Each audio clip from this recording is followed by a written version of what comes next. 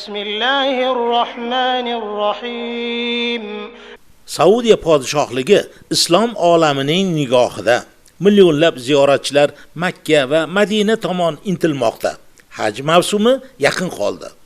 Bu yil muqaddas haj safariga mamlakatimizdan 15 ming nafar ziyoratchi borsa, uning 1800 nafari Farg'ona viloyatidan. Ular ham kunma-kun Saudiyaga tomon yo'l olishmoqda. Ularning haj amallarini erkin, xavfsiz va mukammal ado etishlari uchun barcha shart-sharoitlar yaratildi.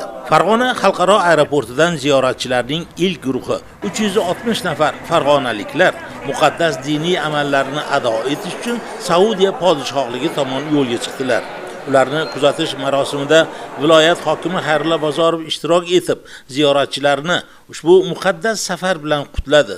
So'nggi yillarda mamlakatimizda amalga oshirilayotgan islohotlar natijasida hajga boruvchilar uchun imkoniyatlar kengaygani, ziyoratchilar soni ortib borayotganligini ta'kidladi. Ana shu oxirgi 10 yilda prezidentimiz boshchiligida endi ulkan o'zgarishlar bo'lyapti. Mana 2019-yilda mana qarang.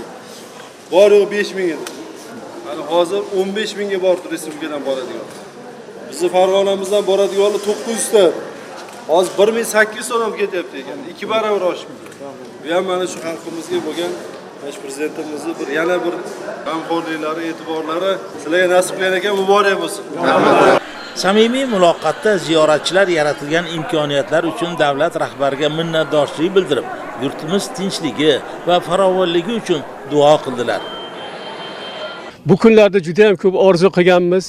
Alloh o'zi chaqirgan ekan, shuni ishqida biz borib o'sha yerda va yurtimiz uchun, xalqimiz uchun, dehqonlarimiz, fermerlarimiz uchun, mana bu mutasaddi rahbarlar uchun albatta duoda bo'lamiz.